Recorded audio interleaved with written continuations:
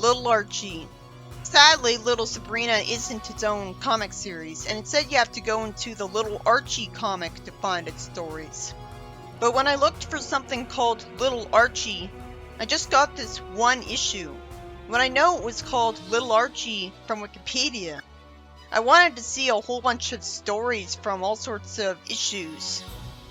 Here I see one story with off-putting childish art, to the point where the headband and short hair is the only thing recognizable about Sabrina. The art doesn't usually look like that for these stories.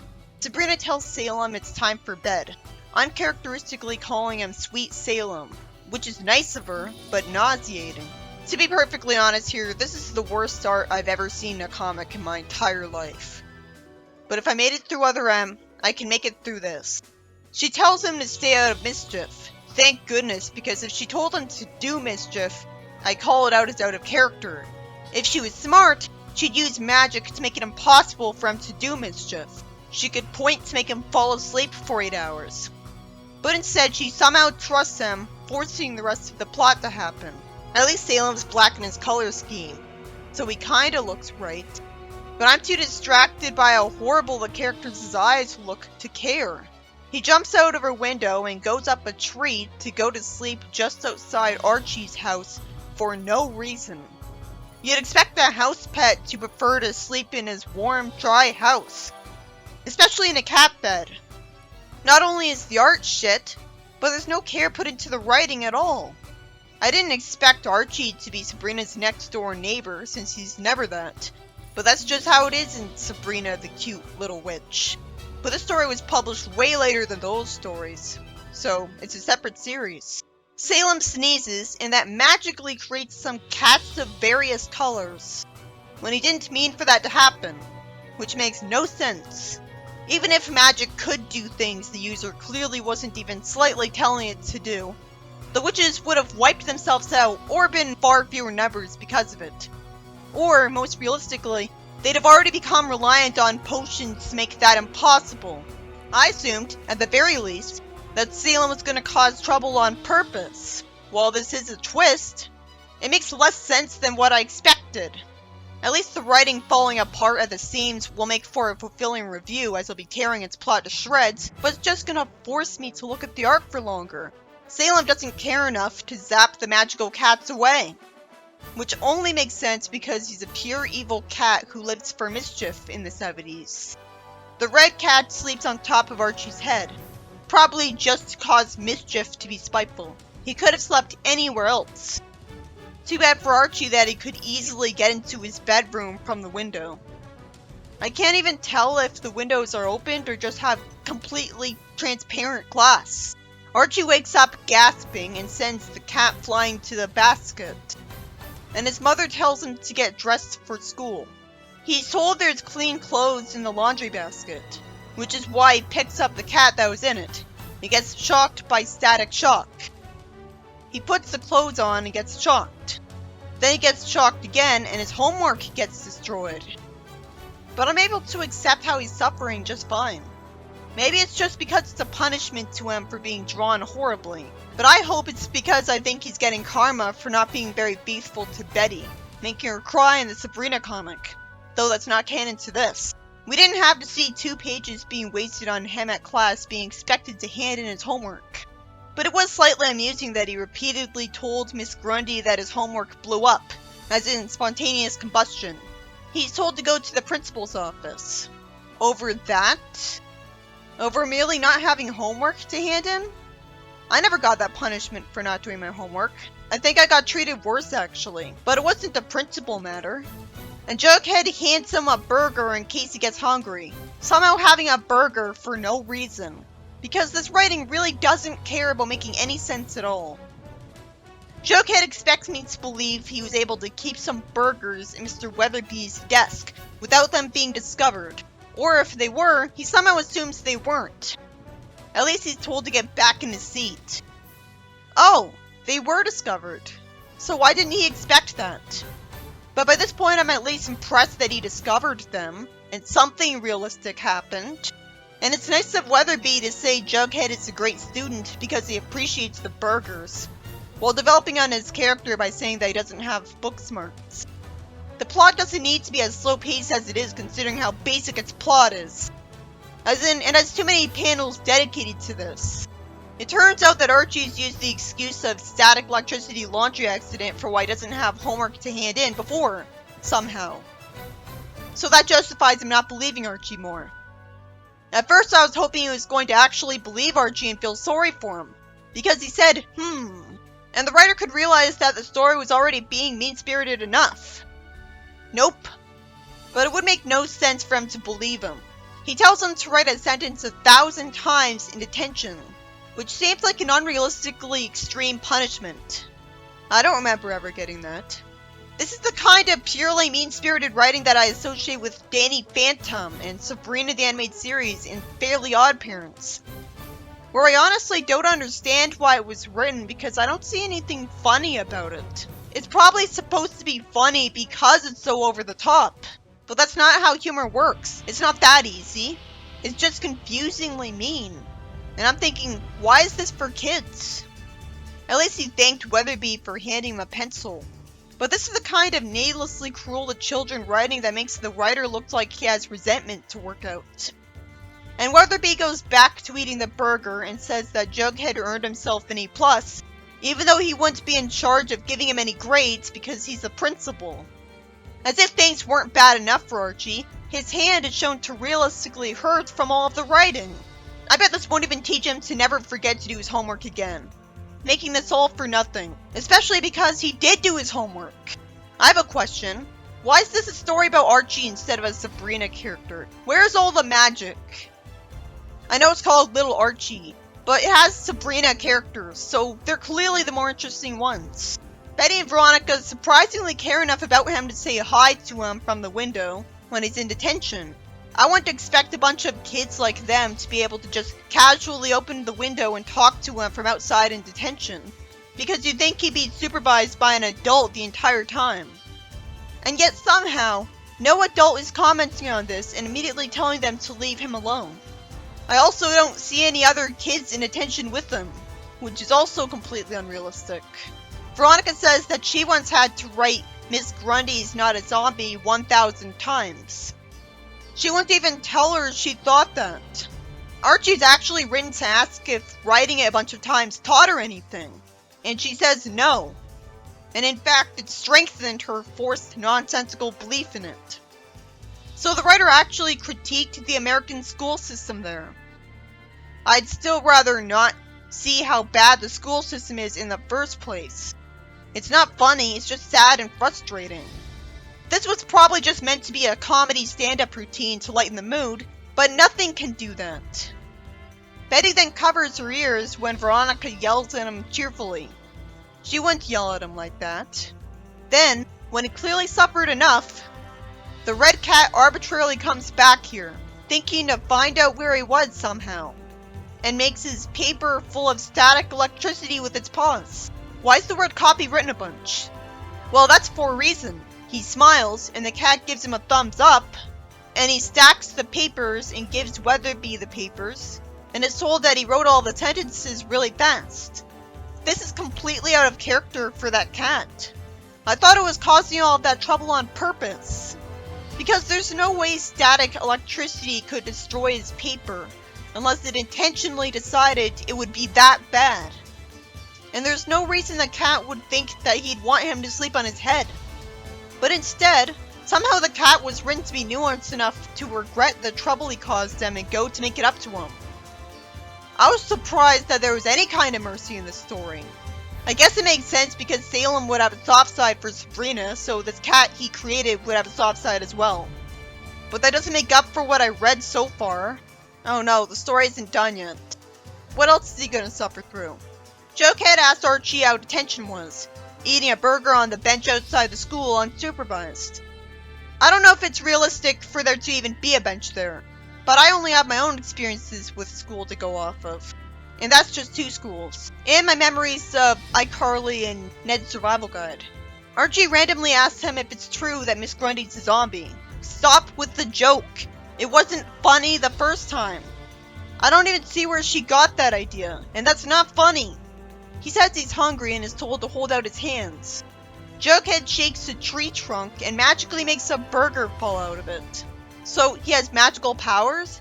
Because I know the trunk is thin, but still, the burger wouldn't have been able to stay up there for so long.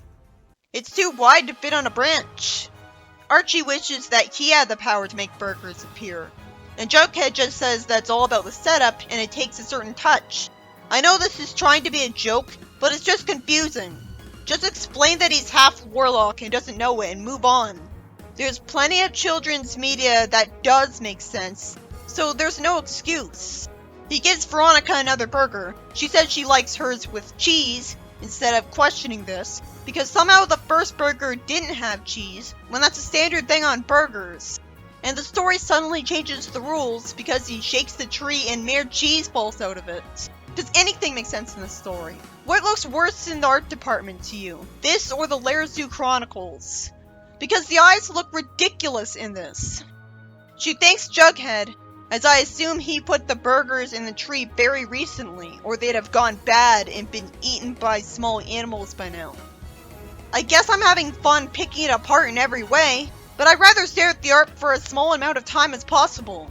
She wishes she had a chocolate shake to go with this burger, and he shakes the tree, but somehow he doesn't get it. Instead, Moose falls out of the tree, but somehow isn't injured and is just eating a chocolate bar. Which at least explains why he got fat, I guess. I guess he went up the tree because Jughead told him there were burgers up there. Jughead makes a pun off Moose's name, and Moose immediately gets the pun and appreciates it, when I thought he was a hothead and idiot. Veronica tells Archie to go with her to Pop's chocolate shop, and thanks Jughead, and Moose tells them to wait up. I didn't know he hung out with them so much. And Jughead runs out of burgers and tells them to bring some more. So he can't just magically generate burgers. That makes even less sense. Later, the red cat rubs him at school in front of Jughead and gives him static. So Archie decides to shock an innocent kid for no apparent reason. And instead of feeling guilty, or even getting called out on it, he just gets excited that he has superpowers, and does nothing but abuse it over and over again. You'd think this would kill anyone he touched if the cat's static electricity was enough to destroy his homework. Good thing the cat was responsible enough to make it not as bad for him. I wish this happened before we saw him get punished by Miss Grundy. Then it'd feel less confusingly mean-spirited when he was punished so much for a petty slight. This is way more deserving of punishment. I assume he's gonna get punished by the teacher for this again, because it would make no sense if he got away with it. And this is out of character for him. This would make more sense for Reggie. He goes into the gym's locker room and gets a bunch of socks stuck to him. A fitting punishment for trying to abuse his power. And he says he doesn't like it anymore. Reggie greets Archie and says he can fix this for him out of nowhere. And tells him to go to the janitor's closet and hold a wet mop. I'm pleasantly surprised and confused that he's helping him. I wonder if there's gonna be a cruel catch. He splashes Archie, and asks if he knocked his socks off. And this actually cures him of the static. Wow, he did help him. Even if it also embarrassed him. No wonder he did this. I'd never expect Reggie to help Archie. So it embarrassing him is a justification. He thanks Reggie, and Moose drops the wet sock on his face for no reason. Then the story spends too much time on Miss Grundy eating an apple, as if we'd want more focus on her than usual after what she did earlier. And she asks the red cat if he wants a bite. You'd think she and everybody would be questioning why the cat is this unrealistic shade of red. Well, everyone would assume someone dyed it, but they'd comment on it, say that it was cruel to the cat. I'm glad she had a soft side moment to try to make up for being so strict to Archie. She agrees to pet him. Then she gets shocked for a change. And the kids ask what's keeping her because class started 3 minutes ago, as Archie is drying his hair.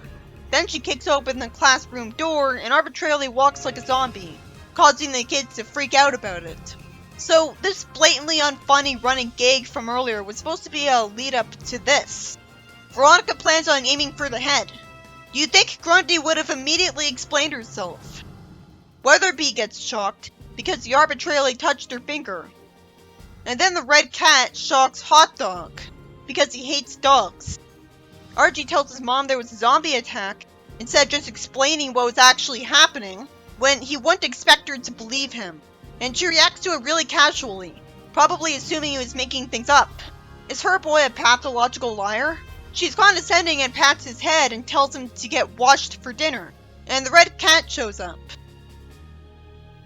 He naturally panics and tells it not to go in his room. He goes into the laundry basket, and Archie says he's magical and giving him superpowers was cool. Him warming up to it is actually pretty refreshing to see after Kid vs. Cat. I already saw a show where a kid was tormented by a cat. He asks why he can't be normal like Salem. He then jumps into Salem in front of Archie. And Sabrina shows up on a broomstick and casually greets Archie. And he casually greets Sabrina. So if he already knew she was a witch and was keeping her a secret, why did he think Salem was normal? Well, I'm guessing he didn't know. And this is just bad writing. You'd think a spy witch would have erased his memory of her secret if everyone else doesn't know about witches, from them not even trying to be subtle. It is realistic that he'd know she's a witch if the witches literally just assume people will assume they were hallucinating every time. I guess the fact that Archie's completely calm reaction was forced was supposed to be funny. But it's not. It's out of character compared to everyone else's reactions to magic. Finally, the story's over! What I was originally looking for was called something else. This story by Alt Baltazar was horrible to push through the entire time because the art looked awful. But the worst part is that the writing was so terrible that it couldn't even be done within just a few minutes. Like in the good Sabrina continuities. It seemed like there was something forced every minute. It wasn't trying to make sense. So it thinks its audience is either an idiot or will like anything that they read. And I don't like reading something that's disrespectful to his audience. Salem created a magical cat just by sneezing by accident, which makes no sense. And nothing ever came of those other few cats he created, by the way. The story could have easily made sense by just keeping it simple like I expected and having him do mischief with his magic a lot. I wouldn't have liked that either. At least this is creative. The red cat magically makes Archie's clothes so full of static that it destroys his homework, completely ruining his day. As Miss Grundy has a psychotic punishment for it, and he needs Reggie to splash him to get the socks off him, after the red cat inexplicably made it up to him by magically finishing all of his writing for him. So it wasn't being intentionally evil after all, but I thought it was creating the static on purpose because it was so strong that it destroyed his homework. And yet it didn't kill all the people Archie zapped with the evilly. And Miss Grundy didn't instantly explain herself when she was made all staticky, and just acted like a zombie. This story made no sense. Why can Jughead get burgers in places they shouldn't be? The story runs on rule of funny, but it's blatantly unfunny, lame, and just mean-spirited. So thank goodness the red cat makes it up to him. I'd rather have a story all about a Sabrina character. Thank goodness there were Sabrina characters in this. But that being the case is what forced me to review it, so never mind. The Adventures of Little Archie. Yeah, based on the art. That's what I was looking for. But oh, the site doesn't have the Sabrina stories. So that's worthless. So I looked through all those pages for nothing. Why would they include all the issues and not show off the Sabrina stories? Why did they put up the trade paperback when for no reason it doesn't have the Sabrina stories in it? What a waste of my time. I guess I'm never going to be able to review all of Little Sabrina. All I have is one story from my childhood. Unless all of the Little Sabrina stories are in the Sabrina Complete Collection. But then you're going to be stuck with black and white panels.